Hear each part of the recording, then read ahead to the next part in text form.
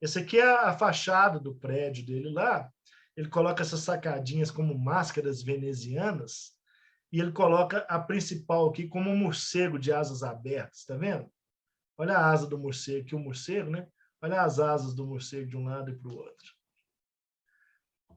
Isso é o auge também disso nós chamamos de arquitetura no Art Nouveau. Olha as máscaras que ele coloca. Essa parede dessa casa ela é toda ondulada. Ele coloca esses discos de cerâmica na parede, lembrando as ninféias. Vocês lembram do Monet? Nas telas do Monet das ninféias, que dava aquele borrado na tela ali do impressionismo, e que ele tinha aquelas ninféias no meio do lago.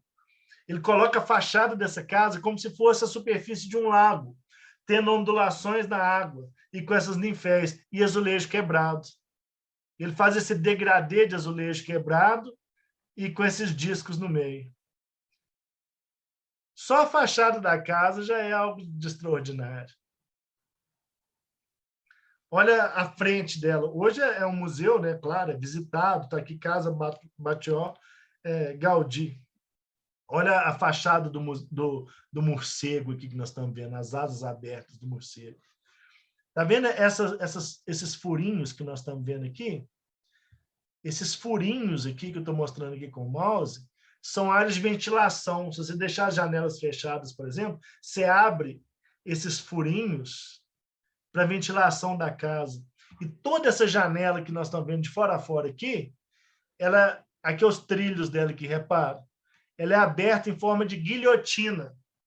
Então, se você abre a janela, você abre a janela inteira, de fora a fora, aqui, como se fosse uma varanda abrindo para a rua. Ou você fecha ela toda, ou você abre ela toda. Ou você pode abrir uma a uma também do mesmo jeito. É de uma funcionalidade incrível.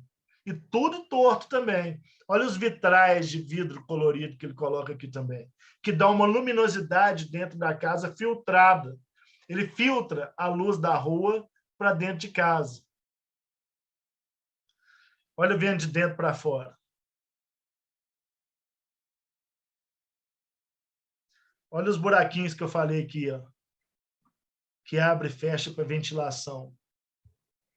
Se quiser deixar só eles aqui abertos, ou abrir a janela uma a uma, ou todas, se você quiser abrir a varanda inteira da casa.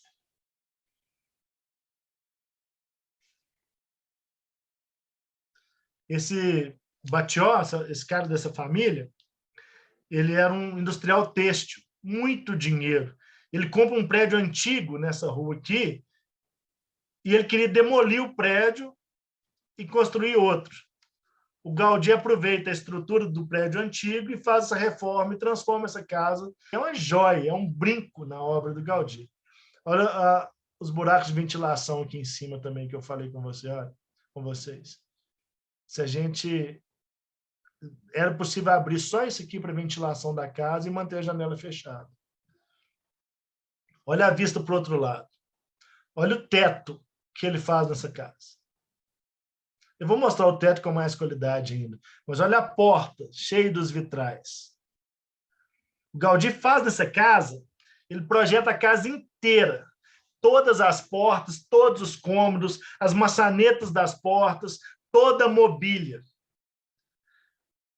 É um dó que essa família Batlló, depois que eles vão viver lá a vida toda, o empresário e a esposa, e ele teve 3 filhos, e ele vai viver a vida toda. Depois que ele morreu, as filhas acabam vendendo a casa.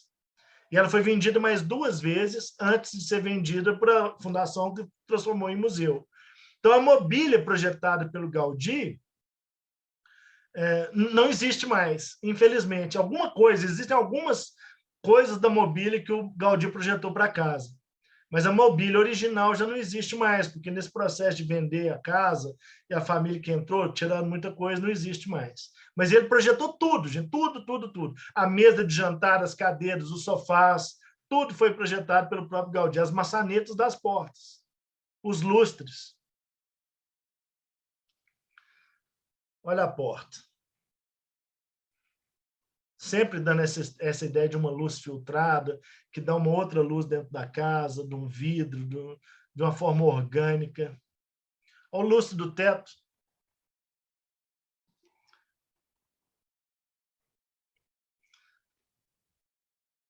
Olha o teto do cara.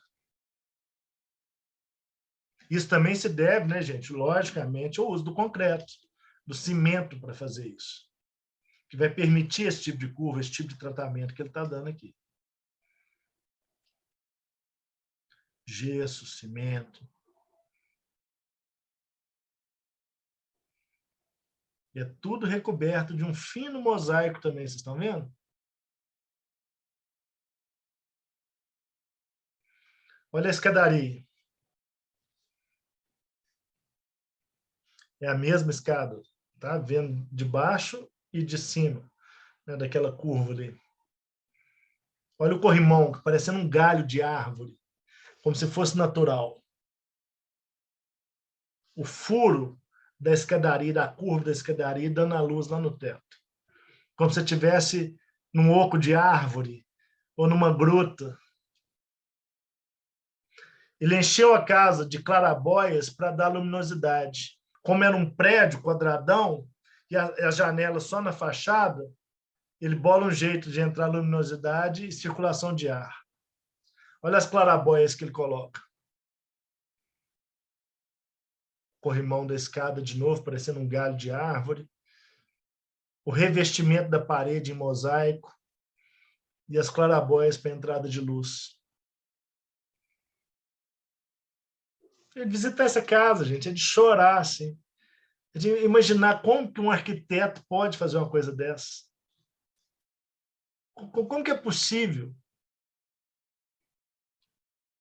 A área íntima da casa com a lareira. Ele faz os móveis, esse aqui é um exemplo de um dos móveis dele, ele faz os móveis sem quinas. Todos os móveis dele são arredondados, para dar o máximo de conforto possível também. E atendendo essa ideia do orgânico do Art Nouveau. Aqui algumas imagens ó, de como seria, né, a mobília da casa, os sofás, tudo.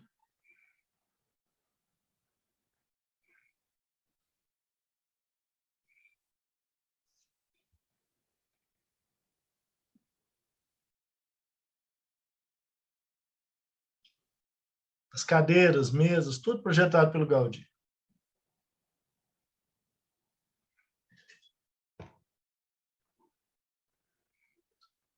Dizem que o senhor Batlló, quando ele chega na casa também, ele fica tão encantado com o Gaudí, com a obra, assim, que ele era apaixonado por essa casa e pela obra do Gaudí.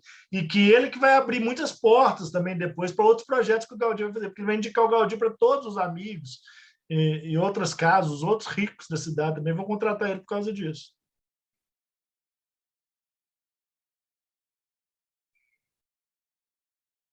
É muito incrível, né?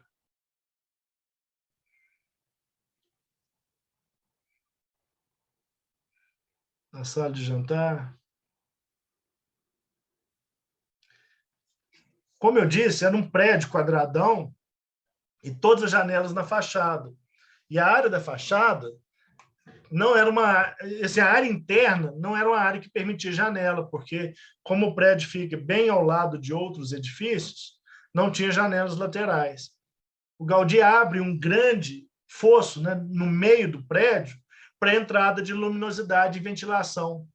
Então, ele coloca as janelas para dentro, tá vendo? Para esse fosso dentro aqui. E é aqui que ele começa a projetar aquele monte de clarabóia, entrada de luzes, entradas de luz que entram pelo teto e as clarabóias que ele vai colocando. E aqui ó, ele vai revestir tudo de azulejo, azul e branco, mas num degradê, para ele manter um equilíbrio de luz do alto para baixo. Ou seja, onde está mais próximo do teto da clarabóia, ele coloca mais azulado, mais azul. Para que isso? Para manter, para que a luz não seja muito forte, a luz não reflita muito forte. E onde vai afundando, onde seria mais escuro, ele coloca o azulejo branco, esse degradê que vai caindo do azul para o branco, de modo a reter mais a luz lá embaixo. Então, ele mantém um equilíbrio de luz em todo o espaço. e assim ele mantém a luminosidade nas janelas e tudo, esse degradê de luz de cima para baixo. Solução arquitetônica incrível também. E todas as janelas que eu estava falando, olha que essa parte aqui da janela embaixo. Isso aqui é de modo que você pode abrir também para ventilação sem ter que abrir a janela. E ele faz essas persianas em todos os lugares, de modo que eu abra, é ventilado nos espaços sem ter que abrir a janela. E ele ainda projeta um teto, um telhado, no formato de um dragão, as escamas de dragão,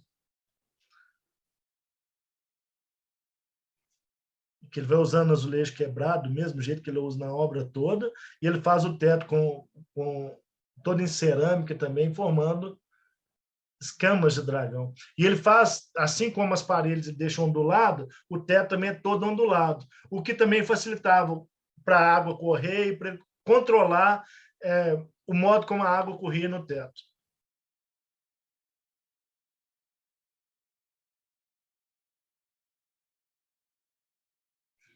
As escamas do dragão.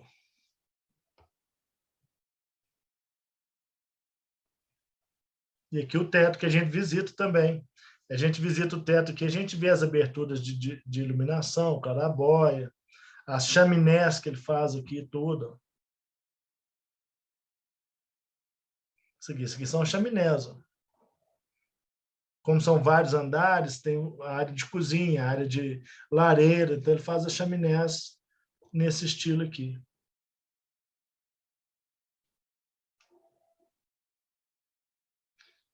E a parte de cima, onde é o telhado em forma daquele descamo de dragão, e como é curvo, ele faz o sótão, por dentro do sótão, com todo esse desenho também do próprio telhado. As colunas do telhado lá, para a gente visitar também. É extraordinário, né? É lindo demais isso. O que o Gaudí conseguiu fazer com a Arte Nouveau.